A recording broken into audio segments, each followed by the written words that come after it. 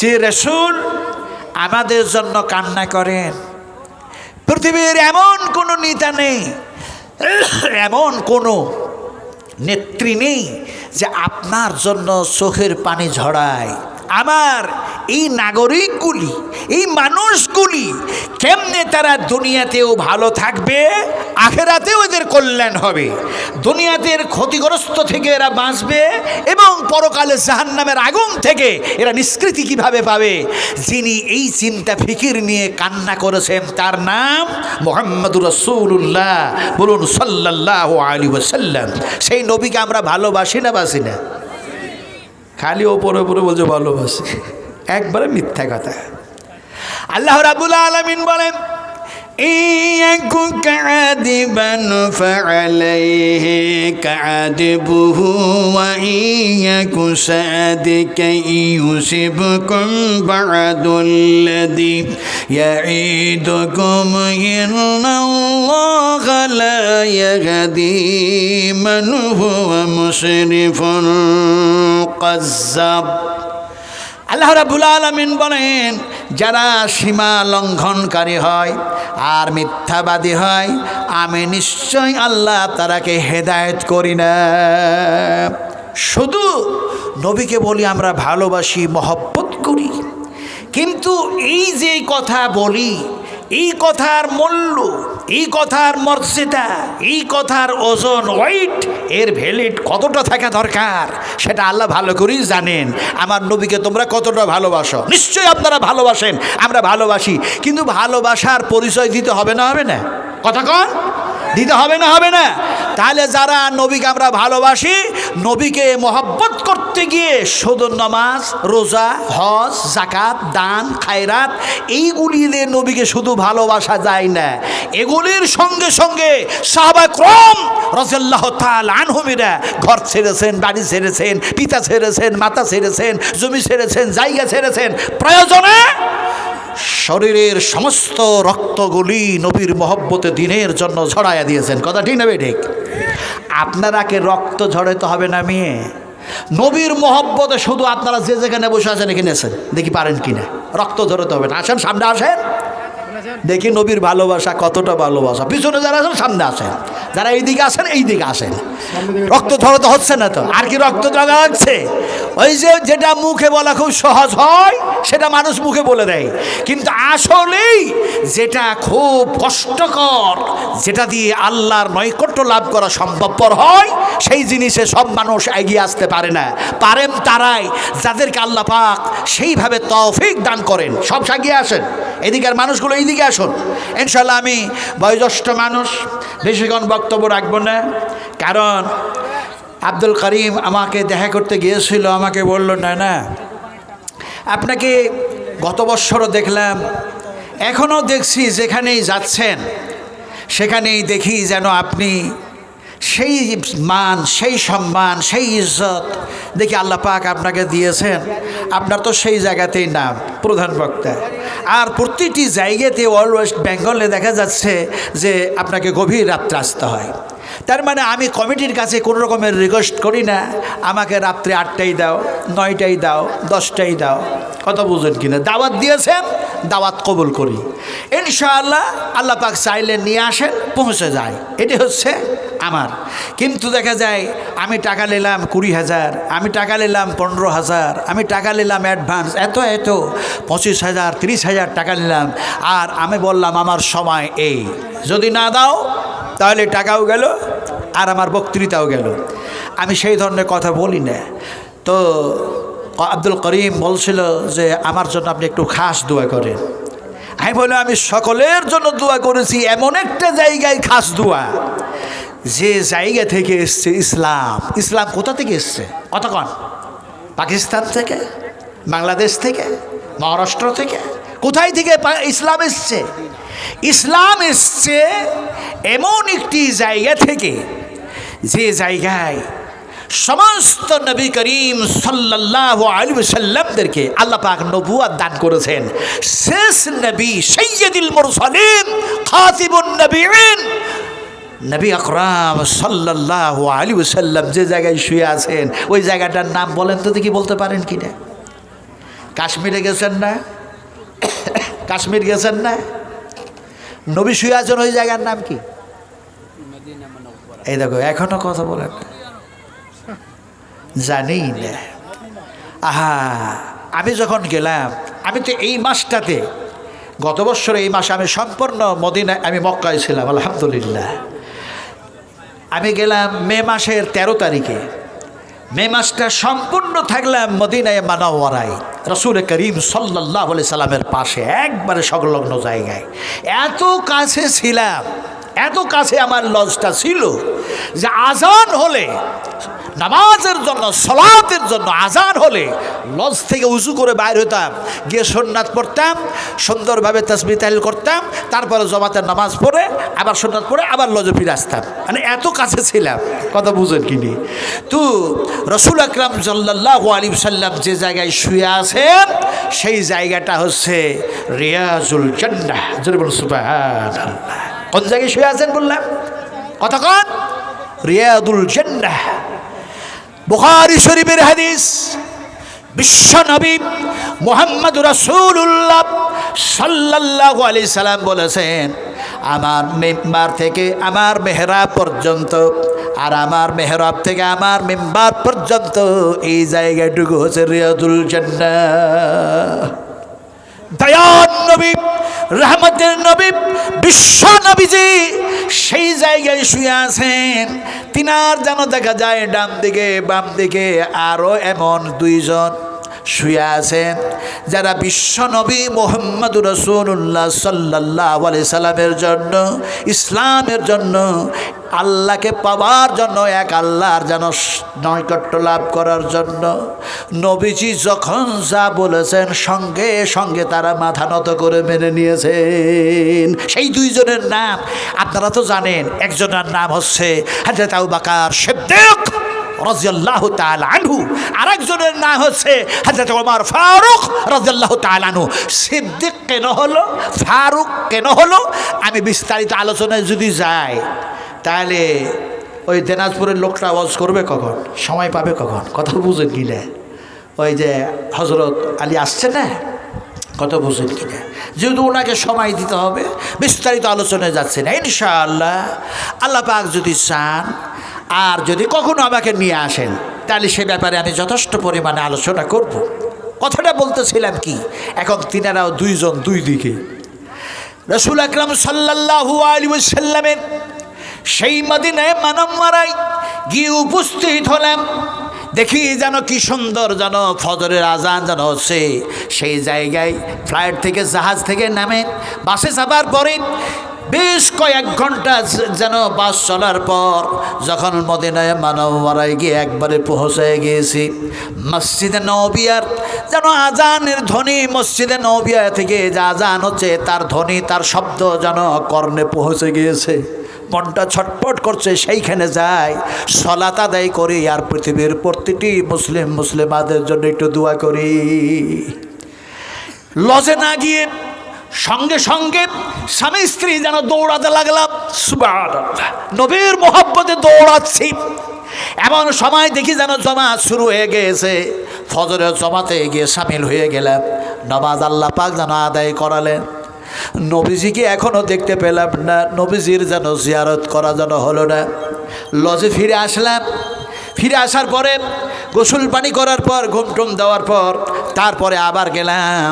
বলে বিশ্বনবী মুহাম্মদুর রাসূলুল্লাহ সাল্লাল্লাহু আলাইহি সাল্লাম যিনি উম্মতের জন্য কান্না করেছেন, যিনি উম্মতদের জন্য চোখের পানি ঝরিয়েছেন, সেই নবীজি যখন এখানে আছেন, নবীকে একটু যাই। এমন সময় নবী করিম সাল্লাল্লাহু আলাইহি সাল্লামের পার্স দিয়ে যেতে গিয়ে অনেক যেন ঝামেলা ঝঞ্ঝট আছে, আমি সব কথা খুলে বলতে পারবো না।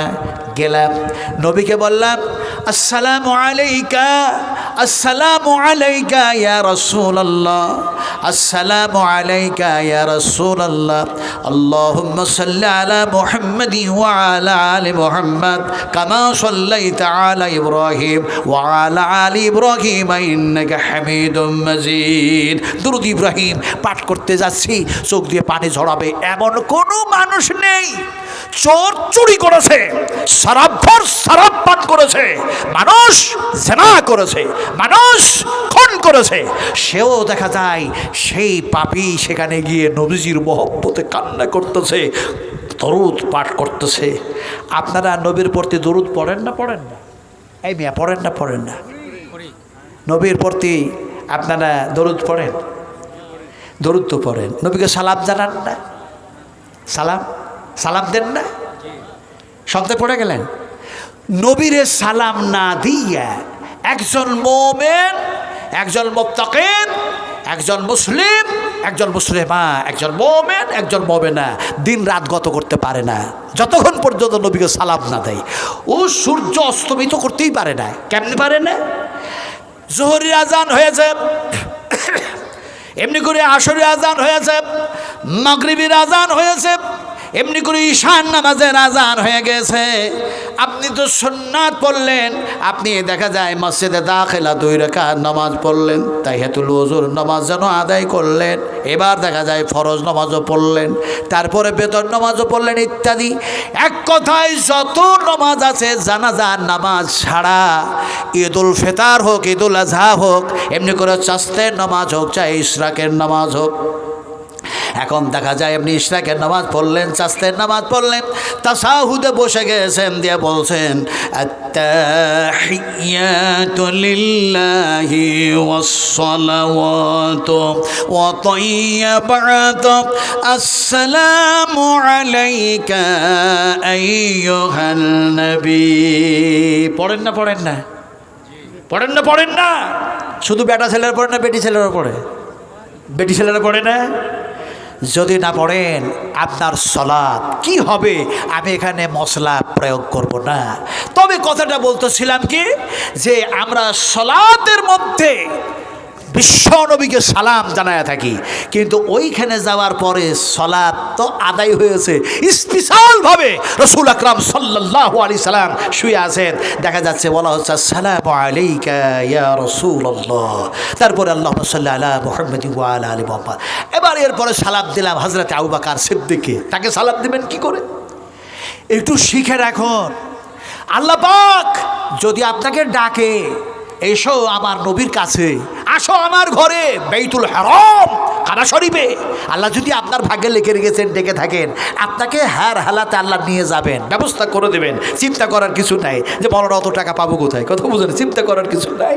আল্লাহ যদি আপনাকে লিখে রেখেছে, আপনাকে ডেকে থাকে, আপনি অবশ্যই যেতে পারবেন। কথাটা বলতেছিলাম কি, এখন দেখা যায় হযরত আবু বকর সিদ্দিককে সালাম দিলাম, ওই রকম সালামটা হবে না। কেমন সালামটা হবে? আসসালামু আলাইকুম, আসসালামু আলাইকুম ইয়া আবু বকর সিদ্দিক রাদিয়াল্লাহু তাআলা আনহু, বলুন সুবহানাল্লাহ। আসসালামু আলাইকুম ওয়া রাহমাতুল্লাহি ওয়া বারাকাতুহু ইয়া উমর ফারুক রাদিয়াল্লাহু তাআলা আনহু। আপনারা সালাম দেন না? দেন না? আপনার আব্বাকে, মাকে, মাকে কে কে সালাম দাও? একটা। আর এই দেখো, হায় হায় হায় হায়, এই মুসলমান আজকে আমরা কোথা থেকে কোথায় চলে গেছি। আব্বাকে সালাম দেওয়া হয় না, মাকে সালাম দেওয়া হয় না, বোনকে সালাম দেওয়া হয় না, আবার যিনারা দেন তাদের মধ্যে সংখ্যায় অনেক কলিল, অনেক যেন কম। কিন্তু নবীজির আদেশ, নবীজির হুকুম, একটি মুসলমান আর একজন মুসলমান, একজন মুসলিমা অন্য একটা মুসলিমা দেখা হলে প্রথমে কালামের আগে যেন সালাম হতে হবে। কালাম কথা বলার আগে কি হতে হবে? সালাম হতে হবে। রাসূল বলেছেন সালাম হতে হবে। ইয়া আইয়ুহান নাস আফশুস সালাম, আসসালামু আলাইকুম ওয়া রাহমাতুল্লাহি ওয়া বারাকাতুহু। ওয়া আলাইকুমুস সালাম। ওয়ালাইকুম সালাম লাই, ওয়ালাইকুম লাই। मुझे मंजूर नहीं है कि मैं तेरे शिकायत करूं। बात ही से बात निकल आती है तो मैं क्या करूं। কুলের কথা খুলে বলার ইচ্ছা করে না। আল্লাহু আকবার। নামাজ পড়লেন, শুরু করেছেন নামাজ পড়তে। কি পড়েন আপনারা? কতক্ষণ কি বলেন? আল্লাহুম্মা আল্লাহ বাইদ বাইনি, ওন আল্লাহ বাইদ বাইনি নাই, বলি আল্লাহ বাইদ বাইনি। দেখেন অবস্থাটা কি। সালাম দিলাম, আসসালামু আলাইকুম, জবাব হলো কি ওয়ালাইকুম সালাম। তো ওয়ালাইকুম সালাম ওখানে নাই, এখানে আল্লাহ বাইদ বাইনি ওর নাই। আছেটা কি? রসুল যে শিখালেন এইরকমভাবে আল্লাহুম্মা বাঈদ, বাঈদকে মানে হলো দূর, করিবকে মানে হলো কাছে। আর যদি আপনি বলেন আল্লাহুম্মা বাইত বাইনি, তাহলে বাইতুনের মানে হলো বাড়ি, বাইতুনের মানে হলো ঘর। তার নামাজে দাঁড়িয়েই বলছেন এই আল্লাহ আমাকে ঘর থেকে এত দূর করে দাও, যেখানে সূর্য অস্তমিত হচ্ছে আর সূর্য উদয় হচ্ছে, এতটা দূরত্ব করে দাও। আল্লাহ বলছে কোন খেপার খেপা বাড়ি থেকে দূর হতে চাইছে, কিন্তু আসলে হয়তো হবে কি, আল্লাহ তুমি আমার গুনাহগুলি, আমার পাপ, আমি যে গুনাহ, আমি যে পাপ, যে অন্যায় করেছি তা থেকে তুমি আমাকে এতটাই দূরত্ব করে দাও, আর আমার পাপগুলিকে এমনি করে মোচন করো, খণ্ডন করো, বারত এমনি করে যেন ঠান্ডা পানি দিয়ে সুন্দর করে ইত্যাদি ইত্যাদি।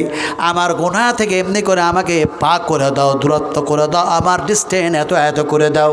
কিন্তু ওখানে যেমন মারাত্মক ভুল করেছি, আল্লাহুম্মা বাইত বাইনি পড়েছি, তেমনি করে দেখা যায় এখানে দেখা যায় আমরা বলেছি ওয়ালাইকুম সালাম, কিন্তু ওয়ালাইকুম সালাম নয়, ওয়ালাইকুমুস সালাম, ওয়ালাইকুমুস সালাম।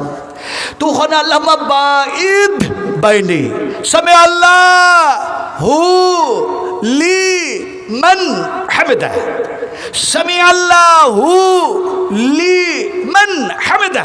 তো লিমান হামিদার জায়গায় বললাম আল্লাহ সামি আল্লাহু লিমান হামিদা। তো হনুমানের মন্দির বানিয়ে তো কোনো লাভ টাভ নাই। কথা বুঝেন কিনা? হনুমানের মন্দির বানিয়ে লাভটা কি? আসলে বলতে হয় সামি আল্লাহু লিমান হামিদা, লিমান হামিদা।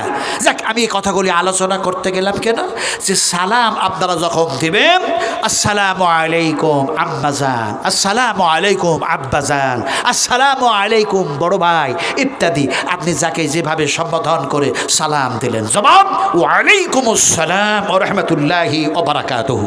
হযরত ওমর আবু বকরকে সালাম দিয়ে পূর্ব দিক দিয়ে বেরিয়ে চলে গেলাম। কথা বুঝলেন কিনা? পূর্ব দিক দিয়ে বাইর হয়ে গেলাম, দেখলাম যেন বিশ্বনবী বলেছেন আমি মুহাম্মদ সাল্লাল্লাহু আলাইহি ওয়াসাল্লাম, রাসূল বলছেন আমি মুহাম্মদ সাল্লাল্লাহু আলাইহি সাল্লাম ইয়াউমাল কিয়ামাহ, ইয়াউমাল কিয়ামাহ, ইয়াউমাল কিয়ামাহ, কিয়ামতের দিন সর্বপ্রথম আল্লাহ পাক আমার কবরটাকে ফাটাইয়া দেবেন, আল্লাহ পাক আমাকে জীবিত করবেন। সুবহানাল্লাহ পড়েন, সুবহানাল্লাহ। নবীজি বলছেন আল্লাহ আমার কবরটাকে ফাটাইয়া দিবেন, আমাকে জীবিত করবে।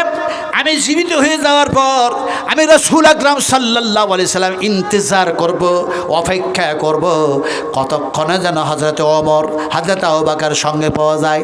হঠাৎ দেখি যেন হযরত আবু বকর সিদ্দিক, হযরত ওমর রাদিয়াল্লাহু তাআলা আনহু, এনারা দুজনাই যেন আল্লাহর হুকুমে জীবিত হয়ে আমার পাশে দাঁড়ায় যাবে।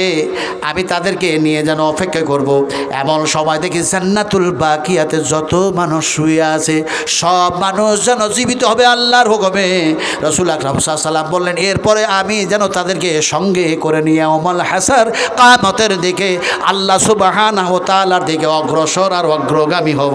এটা হলো একটা হাদিস। আর একটি হাদিস হলো বিশ্ব নবীজি বলেছেন এই জান্নাতুল বাকিয়ার মধ্যে, এই জান্নাতুল বাকিয়ার জমিনে যত মানুষ ঘুমায় আছে, শুয়ে আছে, আমি রাসূলুল্লাহ সাল্লাল্লাহু আলাইহি ওয়াসাল্লাম বলছি একজন নয়, দুইজন নয়, 1000 নয়, 2000 নয়, এমনি করে দেখা যায় 70,000 মানুষ যেন বেহিসাব জান্নাতে চলে যাবে। সুবহানাল্লাহ বললেন না? এটা জোরে বলুন সুবহানাল্লাহ। ওইখান থেকে বাইর হওয়ার সঙ্গে সঙ্গে একবারে মসজিদে নববিয়ার সংলগ্ন রোডটা ক্রস করেই জান্নাতুল বাকি, জান্নাতুল বাকিয়াতে ঢুকলাম। ঢোকার পর দেখলাম অগণিত কবর। মনে মনে হলো তাহলে পরে আয়েশা মা উম্মাহাতুল মুমিনিন মা আয়েশার কবর কোনটা, হযরত উসমান গনি রাদিয়াল্লাহু তাআলা আনহুর কবর কোনটা, মনের মধ্যে জাগছে। এখন দেখা যায় দোয়া বলে ঢুকলাম, বাইর হলাম, দেখা যায় বাইর হতে গিয়ে হযরত উসমান গনির কবর অনেক লম্বা কবর। চোখের পানি থামল না। নবীজির হাদিস মনে পড়ে গেল, এই জায়গা থেকে তো বেহিসাব মানুষ জান্নাতে যাবে। রাসূলুল্লাহ এই জায়গার কথা বলেছেন। আয় আল্লাহ, এই জায়গাতে যদি আমিও দফন হতে পেতাম, আমিও মুহাম্মদ সাল্লাল্লাহু আলাইহি সাল্লামের সঙ্গে তোমার সঙ্গে মোলাকাত করার জন্য নবীর সঙ্গে আমার যাত্রাটা শুরু হতো। আর যদি নবীর কথা মোতাবেক যদি বেহিসাব জান্নাতে যাওয়া হতো, তাহলে কিয়ামতের সমস্ত সব কিছু কষ্ট থেকে আমি নিষ্কৃতি পেয়ে যেতাম। এই বলে আল্লাহর দরবারে হাত তুলে দোয়া করলাম, কান্না করলাম। তবে যে প্রশ্নটা আমি বলেছিলাম, যে কথাটা বলেছিলাম যে আব্দুল করিমকে, যে আমি সকলের জন্য দোয়া করি, যে দোয়াটা কী করলাম জান্নাতুল বাকিয়ার মধ্যে, রিয়াজুল জান্নাতের মধ্যে নামাজ পড়তে গিয়ে কী দোয়া করলাম জানেন? আল্লাহুম্মা গফির লানা, আল্লাহুম্মা গফির লানা ওয়ালিল মুমিনিনা ওয়াল মুমিনাত ওয়াল মুসলিমিনা ওয়াল মুসলিমাতিল আহইয়া ওয়াল আমওয়াত। লম্বা দোয়া করলাম, আল্লাহুম্মা গফির লানা ওয়ালিল মুমিনিনা ওয়াল মুমিনাত ওয়াল মুসলিমিনা ওয়াল মুসলিমাত, আল্লাহুম্মা আলিফ বাইনা কুলুবিহিম ওয়াসলিহ যাত বাইনহিম ওয়ানসুরহুম আলা আদুবিকা ওয়া আলা আদুবিহিম, আল্লাহুম্মা ইন্নাল কাফারাতাল্লাযিনা ইয়াসুদ্দুনা আন সাবিলিক। এমনি করে লম্বা দোয়া করতে আছে, হঠাৎ যেন একজন পুলিশ, দুইজন পুলিশ আমার পিছনে এসে বলছে, হাসান হাসান, কালিল কালিল কালিল কালিল, তারিক তারিক তারিক। আরবি শব্দ তো এগুলো, তারিক মানে রাস্তা বুঝাচ্ছে। তার মানে উনি বলতে চাইছেন এটা এমন একটি জায়গা, এ জায়গাতে যত কম দোয়া করবেন আর বেশি দোয়া করবেন, মকসদ তো একটাই, যে দুনিয়ার জান্নাতে তো আপনি ঢুকেই গেছেন। যেমন সুবহানাল্লাহ, আল্লাহ পাক তো দুনিয়ার জান্নাতে ঢুকাইয়ে দিয়েছে। যাক, সে কথা বলছি না, আমি বললাম আপনাদের জন্য সকলের জন্য দোয়া করেছি। শেষ পর্যন্ত উনি আমাকে বললেন, না না, আপনি অনেক প্রাচীন এবং অনেক পুরাতন একজন মুকাররির, আলহামদুলিল্লাহ আপনার যথেষ্ট পরিমাণে সুনাম আছে। আমি বললাম তোমরাও আমার জন্য দোয়া করো, কখন যেন আল্লাহ পাক আমাকেও ডাকবেন। মাওলানা ইসমাইল সাহেব চলে গেছেন, আব্দুল্লাহ সালাফি সাহেবের আব্বা, এমনি করে চলে গেছেন আইনুল বারি আলিয়াবি হাফেজাহুল্লাহ। আমি যখন ওনার বাড়ির সামনে হালদার পাড়ায় জালসা করছি, হাজার হাজার অগণিত মানুষের সামনে তিনি সভাপতি বসে আছেন। 2 ঘন্টা বক্তব্য রাখার পরে রাত্রি 12টার সময় আমার ঘাড়ে তিনি ডান হাতটা রেখে আমার সিনাটাকে ওনার সিনায় এমনি করে লাগিয়ে নিয়ে বলল, নাজমা আলম, যদি আমি জানতাম যে তুমি মাওলানা আব্দুল আজিজ দুমকাবি সাহেবের নাতি আর কোরআনের এই তাফসীর করো, তাহলে পরে আমি তোমাকে বলতাম সূরা নাবা থেকে আজকে ওয়াজ করো, আমি আইনুল বাড়ি শুনবো। জুরবুল আলহামদুলিল্লাহ। কিন্তু তিনিও চলে গেছেন, আব্দুল মাতিন সালাফি সাহেব চলে গেছেন, মুসলিম রহমানি হাফেজাহুল্লাহ মালদাহি চলে গেছেন, মাওলানা আব্দুল ওয়াহাব রহমানি চলে গেছেন। আমার মতো একজন খাকসার এই আপনাদের সামনে বলেছি যে কিছুক্ষণ দোয়া ওয়াজ করব। আলোচনা করছিলাম কি? আলোচনা করতেছিলাম বিশ্বনবী মুহাম্মদুর রাসূলুল্লাহ সাল্লাল্লাহু আলাইহি সাল্লামকে সালাম দিলাম। আপনারাও আপনার আব্বা, মাকে, ভাইকে, বোনকে, মুসলিমাকে সালাম দিবেন। প্রেম তৈরি হবে, ভালোবাসা তৈরি হবে, ভ্রাতৃত্ব ভাব তৈরি হবে, সম্পর্ক গুড রিলেশন তৈরি হবে। ইনশাআল্লাহ আমরা সালাম দেওয়ার কাজ চালু করব। বলুন ইনশাআল্লাহ। আপনি চেন্নাই যান, বোম্বাই যান, আপনি লাহোরে যান, আপনি যেখানে যান, আপনি জঙ্গিপুরে যান, আপনি মোরপুরে যান, বহরমপুরে যান, যেখানে যান, যেমনি দেখা হবে আসসালামু আলাইকুম, আসসালামু আলাইকুম ওয়া রাহমাতুল্লাহ। সে বলবে ওয়া আলাইকুম আসসালাম ওয়া রাহমাতুল্লাহ। আপনি বললেন নাকি আল্লাহর পক্ষ থেকে তোমার প্রতি শান্তি রহমত বর্ষিত হোক, সেও সেই কথাই বলল। এই রহমত আর শান্তি যদি আল্লাহর পক্ষ থেকে আসে, তাহলে আমাদের ওপরে যারা আজকে আঙুল উঠিয়েছে তাদের আঙুলগুলিকে আল্লাহ শুধু বেকায়া দিবেন না, চূর্ণ বিচূর্ণ করে দেবে। তাদের নাম কি আমাকে বলা লাগবে? ওদের নাম কি? ওদের নাম কি? আপনারা মসজিদ তৈরি করতে যাচ্ছেন, সেই মসজিদ আজকে ভেঙে দেওয়া হচ্ছে না হচ্ছে না? কথা কন, জোরে কথা বলতে হবে। জাল হক ওয়া জাহাকাল বাতিল ইন্নাল বাতিলা কানা যাহুকা ইউরিদুনা লিয়ুতফিউ নূরাল্লাহ বিআফওয়াহিহিম আল্লাহু মুতিম্মু নূরি ওয়ালাউ কারিহাল কাফিরুন। কথাটা বলতেছিলাম, হক কথা বলতে গিয়ে, আল্লাহ এবং আল্লাহর রাসূলের কথা বলতে গিয়ে একজন মুমিন চুপ থাকতে পারে না। হক কথা বলার জন্য আপনাকে জাগ্রত হতে হবে। মানুষের সামনে আপনাকে হক কথা বলতেই হবে। তাতে আপনার সেল হোক, জরিমানা হোক, আপনার বেঁচে থাকা হোক আপনার মৃত্যু হয়ে যাক, সব আল্লাহর জন্য হতে হবে। কার জন্য হতে হবে? জেল যদি খাটি, এমনি করে জরিমানা যদি দিই, এমনি করে কথাগুলি যদি সত্য কথা কোরআন হাদিস থেকে বলি, আমার জীবিত যদি থাকতে হয়, আমার যদি মৃত্যু হয়ে যেতে হয়, তাহলে পরে আল্লাহ পাক শুকায়া দিলেন, কুল ইন্না সলাতি ওয়া নুসুকি ওয়া মাহিয়ায়া ওয়া মামাতি লিল্লাহি রাব্বিল আলামিন। আমার সালাত, আমার নামাজ, আমার সিয়াম, আমার কোরবানি, আমার জীবিত থাকা, আমার মরে যাওয়া, সমস্ত সব কিছু সেই রবের জন্য, সেই আল্লাহর জন্য, যে আল্লাহ পাকের আমি হচ্ছি গোলাম। আমরা কার গোলাম? কথা কন, জোরে বলতে হবে। আমরা কার গোলাম? বলেন, এক আল্লাহর গোলাম। আমরা কার গোলাম? আরো জোরে বলতে হবে, কার গোলাম? আমার সাথে সবাই মিলে পড়ে, আশহাদু আল্লাহ ইলাহা ইল্লাল্লাহু ওয়া আশহাদু আন্না মুহাম্মাদান আবদুহু ওয়া রাসূলুহু। আল্লাহ পাক বলছেন, তোমরা কার গোলাম জানো? যার গোলাম তোমরা, আমি আল্লাহ তোমাদের জন্য যথেষ্ট। জোরে বলুন সুবহানাল্লাহ। আল্লাহ পাক কোন জায়গায় বলছেন? আপনারা কি বিরক্ত হচ্ছেন? এই কোরআন থেকে ওয়াজ করছি বলে বিরক্ত হচ্ছেন? আল্লাহ পাক বলছেন, আলাইসাল্লাহু বিকাফিন আবদাহু ওয়া ইউকাব্বিফুনাকা বিল্লাযী মিন দুনিহি। আল্লাহ সুবহানাহু তাআলা বলেন, আমি আল্লাহ আমার বান্দা বান্দীদের জন্য যথেষ্ট, আমি হলাম যথেষ্ট। মিন দুনিহি, ফলে তোমরা আমাকে বাদ দিয়ে তোমরা কোনো বন্ধুর দিকে যেও না, কোনো রফিকের দিকে যেও না। তার মানে আমি আল্লাহ ছাড়া কাউরে কাছে কিছু চাও না, যা চাইবে আমি এক আল্লাহর কাছে চাও। তোমরা আমার গোলাম, আর তোমাদের জন্য আমি যথেষ্ট হয়ে যাব। আমরা চাইবো কার কাছে? কতক্ষণ কার কাছে চাইবেন? না না, অভিষেকের কাছে, শুভেন্দু অধিকারীর কাছে, অমিত শাহ আসছে তার কাছে। এরা তো নিজেরাই চাই অপরের কাছে, এরা তো নিজেই ভিক্ষুক। আমরা চাইবো কার কাছে? কতক্ষণ কার কাছে চাইবেন? এক আল্লাহর কাছে। আল্লাহর কাছে না, এক আল্লাহর কাছে। কার কাছে চাইবো?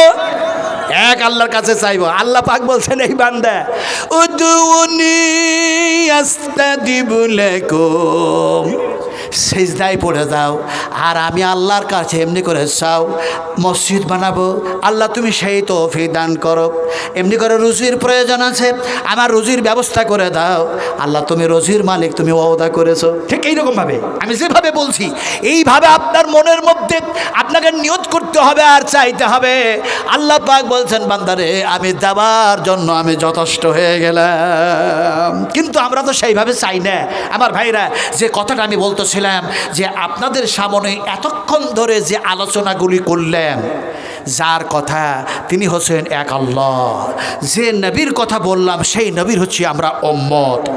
আমি আপনাদের সামনে যে কোরআন থেকে আলোচনা করলাম, এই কোরআন নাজিল হয়েছে, এই কোরআন অবতীর্ণ হয়েছে বিশ্বনবী মুহাম্মদ রাসূলুল্লাহ সাল্লাল্লাহু আলাইহি সাল্লামের কাছে। কিন্তু এই কোরআনের যদি উল্টা চলি, নবীর যদি আমরা উল্টা চলি, তাহলে আমাদের পরিণাম ভালো হবে না খারাপ হবে? একটা কথা হবে, ভালো হবে না খারাপ হবে? উল্টা বুঝেন তো? উল্টা বুঝেন? উল্টা কি? বিপরীত। উল্টার বাংলা হচ্ছে বিপরীত। এবার যদি আমি বলি বিপরীতের কি, তাহলে কি বলবেন? সোজা। উল্টার বিপরীত, বিপরীতের কি? সোজা। এবার আপনাকে সোজা কেমন করে বুঝাবো? নবীজিকে জিজ্ঞেস করি, নবীজি উল্টাটা কি, বিপরীতটা কি, সোজাটা কি, আপনি বলেন। তারপরে কোরআন আয়াত বলবো, আল্লাহকে জিজ্ঞেস করবো, আল্লাহ আবার বুঝাবে। আপনারা কি বুঝতে চান? বলেন ইনশাআল্লাহ। বলেন ইনশাআল্লাহ। বলেন ইনশাআল্লাহ। পড়ে না, হ্যাঁ হ্যাঁ, মমতা ইনশাআল্লাহ পড়ছে ভোট লওয়ার জন্য। তারপরে শুভেন্দু অধিকারী বলছে, আমি গরুর গোশত খাবো, কিন্তু তারপরে আমি বিরোধিতা করব। কথা বুঝেন কি না? আসলে মুনাফেক মানুষ তো, খাবে তারপরও বিরোধিতা করবে। এদের কপাল পুড়েছে। কথা বুঝেন কিনা? ইন্না কুন্না লাকুম তাবাআন ফাহাল আনতুম মুগনুন আন্না মিন আযাবিল্লাহি মিন শাই। আমার হাতে অত সময় নেই তাফসীর করার। কথা বুঝেন কি নেই? ইনশাআল্লাহ অন্য সময় আসলে আমি সে কথা বলবো। এই নেতাদের অবস্থা কি হবে? আমরা কিন্তু এক শ্রেণীর যেন নেতা আলেমেরা, এই আলেম সমাজ, এই আলেমদের কি অবস্থা হবে? যারা আমলকারী আলেম তাদের তো অবস্থা সেই এমন এক মাকাম, এমন এক আলা দরজা, আলা থেকে আলা, আলা থেকে আলা, উঁচু থেকে উঁচু, উঁচু থেকে উঁচু, যারা আমলিয়াতওয়ালা আলেম। কিন্তু বেআমলওয়ালা আলেম, এদের ইন্তেকাম, এদের ইন্তজাম আল্লাহ সুবহানাহু তাআলা যা করবেন তার নিদর্শন বলি শুধু নয়, রাসূল আকরাম সাল্লাল্লাহু আলাইহি ওয়াসাল্লাম তা আলোচনা করেছেন। বুখারী শরীফের মধ্যে, মুসলিম শরীফের মধ্যে বহু হাদিস এসছে, ঘটনা এসছে। আমি তা বলতে চাইছি না, শুধু একটা আয়াত পড়ে বুঝাতে চাই। লিমা তাকুলুনা মা লা তাফআলুন, তোমরা নিজেরা বলো ভালো ভালো কথা অথচ তোমরা নিজেরা আমল করো না। আল্লাহ তুমি আমারে বেআমল আলেম বানায়ো না, আমলকারী আলেম বানায় দাও। জোরে বলুন আল্লাহুম্মা আমিন। আর একটা জোরে বলুন আল্লাহুম্মা আমিন। এবার নবীজিকে জিজ্ঞেস করি, এই উল্টা শব্দটার এমনি করে বিপরীত, বিপরীতের যেন শব্দর যেন ব্যাখ্যা হলো সোজা। সোজাটা কি নবীজি আপনি বলে দেন। বিশ্ব নবী মুহাম্মদুর রাসূলুল্লাহ সাল্লাল্লাহু আলাইহি সাল্লাম বসে আছেন, সাহাবা کرام রাদিয়াল্লাহু তাআলা আনহুদের মধ্যে কিছু সাহাবী যেন বসে আছেন। এমন সময় আল্লাহর রাসূল একটা সোজা দাগ টানলেন, যেন সোজা একটা দাগ টানলেন। আর সিধা দাগ টেনে নবীজি বললেন, এই দেখো সিধা দাগ টানলাম। আর ডান দিকে বাম দিকে ছোট ছোট যেন দাগ টেনে দিলেন। আর বললেন, এই যে এমনি করে ডান দিকে বাম দিককার যে দাগগুলি, এগুলি হচ্ছে ক্ষতিগ্রস্ত, এগুলি হচ্ছে পথভ্রষ্ট, এগুলি হচ্ছে অন্ধকার, এগুলি হচ্ছে শয়তানি পথ। আর এই যে সোজা যে দাগটা টানলাম, এটা হচ্ছে যেন দেখা যায় শুরু হলো এই জায়গায়, জীবন শেষ হলো যে জায়গায়, সেই জায়গাটার নাম হলো জান্নাত। হাযা সিরাতুম মুস্তাকিম, এটা হচ্ছে সোজা পথ। এই সোজা পথ দিয়ে মানুষ যাতে জীবন বাস্তবায়ন করতে পারে, এর জন্য আল্লাহ পাক যেন এই কোরআন যেন নাজিল করলেন, বিশ্বনবী মুহাম্মদ সাল্লাল্লাহু আলাইহি ওয়াসাল্লামকে দিয়ে আমাদের কাছে পাঠিয়ে দিলেন। নবীর কথাগুলি হচ্ছে হাদিস। এখন যদি এর বিপরীত চলি, উল্টা চলি, তাহলে কি হবে? আপনারাকে আয়াত পড়ার আগে এক্সাম্পল দিই। এটা হলো একটা রাস্তা, এটা হচ্ছে একটা পথ। এই পথ দিয়ে একটা 22 চাক্কার গাড়ি অথবা 28 চাক্কার একটা লরি যাচ্ছে। লরিটাকে ধরে দাঁড় করায় দেন, দিয়ে লরিটাকে ধরে উল্টায় দেন। উল্টাটা বুঝুন, উল্টায় দেন। উল্টে দিলেন, চাকাগুলি ওপর দিকে হয়ে গেল। এমন সময় যেন গাড়ির বডি নিচু দিকে হয়ে গেছে, ইঞ্জিনটাও ওপর দিকে হয়ে গেছে। পৃথিবীর সমস্ত যদি ড্রাইভারদেরকে একত্রিত করলেন, করার পরে যত ড্রাইভারের যত এক্সপিরিয়েন্স আছে, যোগ্যতা আছে, অভিজ্ঞতা আছে, সমস্ত ড্রাইভারগুলিকে বলেন তোমাদের সমস্ত এক্সপিরিয়েন্স লাগিয়ে দিয়ে উল্টা গাড়িটা একটু চালায়া দেখাও। কোন কোন ড্রাইভার চালাতে পারবে? পারবে? জি পারবে? পারবে না তো? যেহেতু পারবে না, সেহেতু দেখা যায় কিয়ামতের মাঠে এমনি করে দেখা যায় আল্লাহ রাব্বুল আলামিন বেআমালকারী মানুষগুলিকে উল্টায়া দিবেন। আল্লাহ পাক বলেন, আফামাইয়ামসি মুকিব্বান আলা ওয়াজহিহি আহাদা আম্মাইয়ামসি সাবিয়ান আলা সিরাতিম মুস্তাকিম। আল্লাহু আকবার। আল্লাহ পাক মানুষগুলিকে কিভাবে সতর্ক করেন, সাবধান করেন। ও মানুষেরা শোনো, তোমরা আজকে তাওহীদের উল্টা চলো, রিসালাতের উল্টা চলো, আল্লাহ রাসূলের উল্টা চলো, কোরআনের উল্টা চলো, ইসলামের বিপক্ষে চলো। ফলে কিয়ামতের মাঠে আমি আল্লাহ সুবহানাহু তাআলা তোমাদেরকে উল্টায় দিব। তার মানে তোমাদের মুখমণ্ডলটা নিচু দিকে করে দিব। উম্মাহাতুল মুমিনিন মা আয়েশা বসে আছেন রাসূলের কাছে, আর নবীজিকে বলছেন, ইয়া রাসূলুল্লাহ, যে মানুষগুলি সিধা হয়ে চললো, পায়ের উপরে ভর দিয়ে সারা জীবন চললো, নর আর নারীরা, এই মানুষগুলি কি কিয়ামতের মাঠে এই মুখের উপরে ভর দিয়ে কি চলতে পারবে? বিশ্বনবী মুহাম্মদ সাল্লাল্লাহু আলাইহি ওয়াসাল্লাম সে সময় বললেন, আয়েশা শোনো, এই মানুষগুলি দেখা যায় এই দুনিয়ায় যেমন উল্টা চলেছে, তেমনি করে আল্লাহ সুবহানাহু ওয়া তাআলা মুখের উপরে ভর দিয়ে আলা ওয়াজহিহি বলা হয়েছে, ওয়াজহুন চেহারা। এখন দেখা যায় এই মুখমণ্ডল, এই ঠোঁটের উপরে ভর দিয়ে তারা চলতে পারবে না, বরং আল্লাহ পাক তারাকে চালায়া হাঁটায়া নিয়ে গিয়ে জাহান্নামের মধ্যে নিক্ষেপ করে দেবে। আমার মায়েরা, আমার বোনেরা, আমার ভাইরা, আমার সোনার টুকরোরা, ভালো করে শুনুন আর আমল করার চেষ্টা করুন, বিশ্বাস করুন। তারা যখন জাহান্নামের মধ্যে যাবে তখন নিরুপায় হয়ে গিয়ে বলবে, কি বলবে জানেন? ভাষাগুলি কি হবে? ভাষাগুলি এরকম হবে, ক্বালু রাব্বানা আমাতনা সানাতাইন ওয়া আহইয়াতনা সানাতাইন ফাতারাফনা বিযুনুবিনা ফাহাল ইলা খুরুজিম মিন সাবিল। সেই দিন সেই সমস্ত নরধম, সেই সমস্ত পাপাচার, সেই সমস্ত গুনাহগার, সেই সমস্ত পাপিষ্টি, উল্টা চলনেওয়ালা মানুষগুলির এরকমই অবস্থা হবে। তারা বলবে, হে আমাদের রব, সব ঠিক হয়ে গেছে, সব যেন দেখে নিয়েছি, সব হয়ে গেছে, সব সত্য প্রমাণিত হয়েছে, কিন্তু এই জাহান্নাম থেকে বাঁচার কোনো পথ আছে? এখান থেকে বাইর হয়ে যাওয়ার কোনো রাস্তা আছে? আল্লাহ সুবহানাহু ওয়া তাআলা বলবেন, কোনো পথ নাই আজ।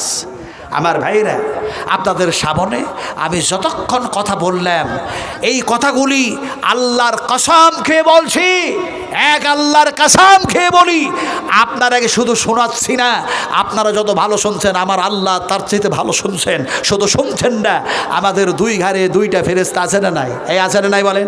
এই যুবকেরা বলুন, আছে না নাই? এই দুই ঘাড়ে ফেরেশতা যে আছে, ওরা বিটি ছেলে না বেটা ছেলে? হ্যাঁ হ্যাঁ, বেটা ছেলে না বেটি ছেলে বলতে পারবে না, কিন্তু এটা তো বলতে পারবো যে বেটি ছেলেদের ঘাড়েও ফেরেশতা আছে, বেটা ছেলেদের ঘাড়েও ফেরেশতা আছে। আছে না নাই বলুন? আছে না নাই? এখন দেখা যায় যেমন আব্দুল সত্তার, আব্দুল গফফার, এমনি করে যেন নাইমা, তাহেরা, জাকেরা, এদের ঘাড়ে যেমন ফেরেশতা আছে, তেমনি করে দেখা যায় যেন কাকলির ঘাড়েও ফেরেশতা আছে, মমতার ঘাড়েও ফেরেশতা আছে, অমিত শাহের ঘাড়েও ফেরেশতা আছে। আর কি যেন দেখা যায়, আমাদের দেশের প্রধানমন্ত্রীর নামটা কি যেন? হ্যাঁ এই হ্যাঁ হ্যাঁ হ্যাঁ কি বললেন? হ্যাঁ হ্যাঁ ঠিক বলে, এই ঠিক বলেছে, চাওয়ালা, চাওয়ালা, কেটলিওয়ালা, কেটলিওয়ালা। হ্যাঁ হ্যাঁ, একবারও বললো না, যোগী তো আদিনাথকে একবারও বললো না যে তুমি এটা নিষেধাজ্ঞা করতে পারো না, ধর্ম আপন আপন, ধর্ম সবার, ফলে তুমি এটা করতে পারো না। যোগী আদিত্যনাথ সে কী করলো? ঈদের দিনে কোরবানি করবে বলে সেই মানুষগুলি, সেই মুসলমানগুলি খাসি কিনেছে কোরবানি আল্লাহর নৈকট্য লাভের উদ্দেশ্যে। হ্যাঁ, অথচ সেগুলিও জবা করতে দেওয়া হলো না, সে নিষেধ করলো না। আবার কি বলছে? এক হাতে কোরআন, মুসলমানদের এক হাতে কোরআন, আর এক হাতে যেন দেখতে চাই এমনি করে যেন কম্পিউটার। কথা বুঝেন কিনা? ওই এক হাতে কম্পিউটার দেখতে চায় আর এক হাতে কোরআন দেখতে চায়, একেবারে মিথ্যা কথা। এই যে আমাদের কি বললেন যেন, চাওয়ালা, এ চাওয়ালা যে কত মিথ্যা কথা বলে। তখনই বলছে হাতের তালি বাজাও, থালি বাজাও, করোনা হবে না। কথা বুঝেন কি না? আবার তখনই বলছে ভ্যাকসিন লাগাও, বেঁচে যাবে। আচ্ছা, বাঁচাবার মালিককে? এই কথা বলেন, বাঁচাবার মালিককে? আর মেরে দেওয়ার মালিককে? অসুখ দেওয়ার মালিককে? খাওয়াবার মালিককে? আপনারা তো জোরে কথা বলবেন না আল্লাহ। আচ্ছা, খেয়ে এসছেন তো, তবে তো জোরে কথা বলুন। খেয়েছেন? এই ভালো করে সত্য কথা বলুন, খেয়েছেন? এই হাতে না এই হাতে? এই হাতে খেয়েছেন। আচ্ছা, দাবি আপনাদের এই হাতে খেয়েছি, কিন্তু আল্লাহ যদি বলেন যে তোমার এই হাতটাকে আমি প্যারালাইসিসে পরিণত করে দিলাম, আমরা এই হাত দিয়ে খেতে পারবো? জোর করে বললেন এই হাতে খেয়েছি, কিন্তু আল্লাহ পাক তার দাবি হচ্ছে আমি এই হাতে যদি প্যারালাইসিস করে দিই খেতে পারবেন না, তাহলে আমার দাবি ভুল হয়ে গেল। বলে না না, ভুল কেন হবে, বাম হাত দিয়ে খাবো।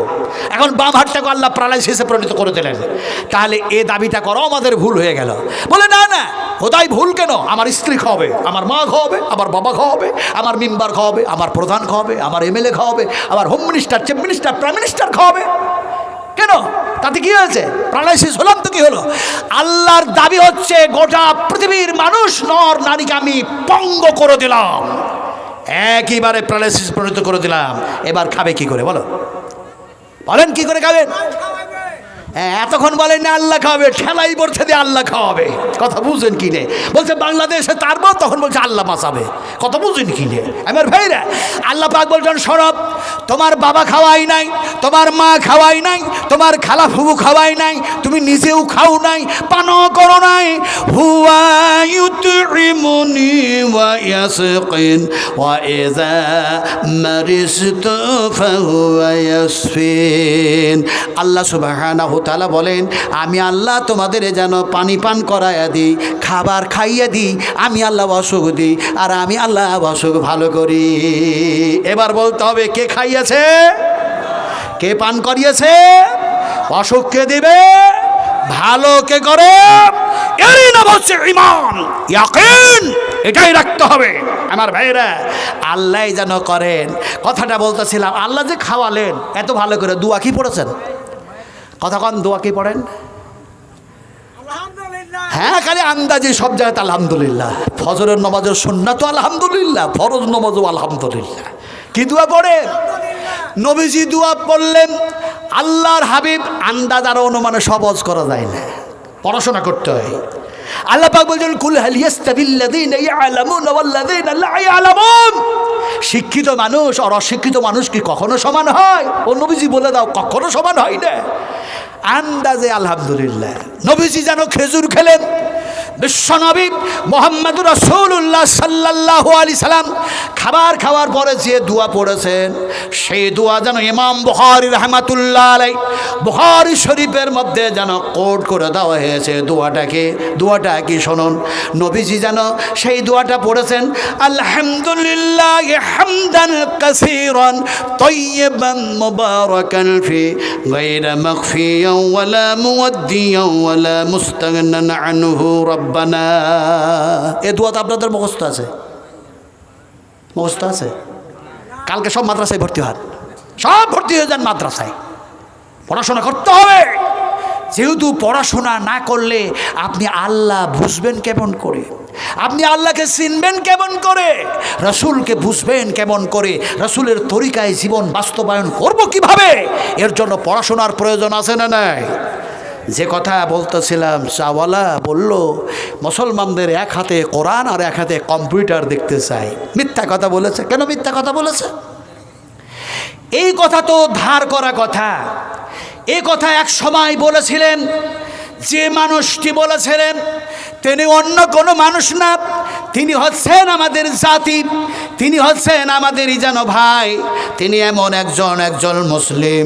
তিনি যেন দেখা যায় বলেছিলেন, মুসলমান তোমাদেরকে শিক্ষায় শিক্ষিত হতে হবে, তোমাদের এক হাতে যেন কিতাব কোরআন আর এক হাতে যেন আমি যেন কম্পিউটার দেখতে চাই। এর জন্য একটা যেন আমি প্রতিষ্ঠান করতে যাই। সেই প্রতিষ্ঠান তিনি করতে গেলেন হিমশিম খেলেন, লাঞ্ছিত হলেন, ঘৃণিত হলেন, পদতলিত হলেন, লাঞ্ছনা গঞ্জনার পাত্র হলেন, কত রকমের অপমান অপদস্থ হলেন। তারপরে দেখা যায় এই মুসলিমদেরকে শিক্ষায় শিক্ষিত করার জন্য এক হাতে কোরআন এক হাতে কম্পিউটার দেখার জন্য সেই প্রতিষ্ঠান করার পরে নাম দিয়ে দিলেন, এটার নাম হলো আলিগড় ইউনিভার্সিটি। আলহামদুলিল্লাহ পড়েন। যিনি দেখা যায় হিমশিম খেলেন আর মুসলমানদেরকে সুশিক্ষায় শিক্ষিত করতে চাইলেন, এই ইউনিভার্সিটির যেন ভিত্তি স্থাপনকারীর নাম হচ্ছে, এমনি করে দেখা যায়, এমনি করে স্যার সৈয়দ আহমেদ হাফেজাহুল্লাহ আলহামদুলিল্লাহ। স্যার সৈয়দ আহমেদ বলেছিলেন, মুসলমানদের এক হাতে কোরআন এক হাতে কম্পিউটার আমি দেখতে চাই, তাই এই ইউনিভার্সিটি তৈরি করা হলো। এখন সেই ইউনিভার্সিটির নাম চেঞ্জ করে দিয়ে আজকে সেটা কম্পিউটার ব্যাপারেও যেন রাজনীতি শুরু করেছে। এই সমস্ত যারা ইসলামের শত্রু, যারা পড়াশোনার শত্রু, এরা যেন রাজনীতি শুরু করেছে। কথাটা বলতেছিলাম, ওরা বলবে কেন এক হাতে কোরআন চায়, এক হাতে ইসলাম, এমনি করে দেখা যায় যেন দেখা যায় আমরা কম্পিউটার চাই। ওরা বলেনি, বলেছিল স্যার সৈয়দ আহমেদ, জরুল আলহামদুলিল্লাহ। আজ এই মুর্শিদাবাদে অনেক বড় বড় যেন দেখা যায় অনেক কিছুরই ফ্যাক্টরি আছে।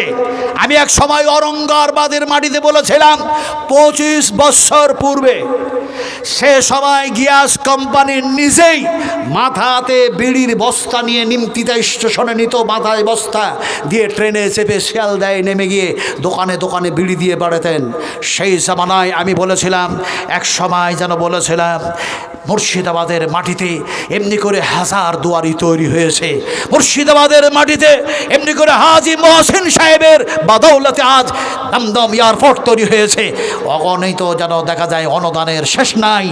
কিন্তু সবাই চলে গেছে। এমনি করে নবাব চলে গেছে, সিরাজউদ্দৌলা চলে গেছে। এমনি করে দেখা যায় এই মুর্শিদাবাদের মাটিতে এখনও মুসলিম একটা কোনো কলেজ, মুসলিম একটা ইউনিভার্সিটি তৈরি হয় নাই। আপনারা কি পারবেন না মোস্তাক ভাই? আপনারা কি পারবেন না শাহজাহান ভাই? আপনারা কি পারবেন না এমনি করে খলিলুর রহমান ভাই? আপনারা কি পারবেন না?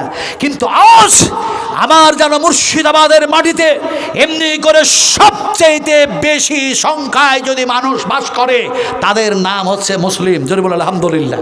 জি বলো না, ঠিক কিনা বলেন? আজকে এই মুর্শিদাবাদের মাটিতে মুসলিমদের মেজরিটি কম না বেশি? জোরে কথা বলুন, আরো জোরে বলুন। আল্লাহ কি বলছেন?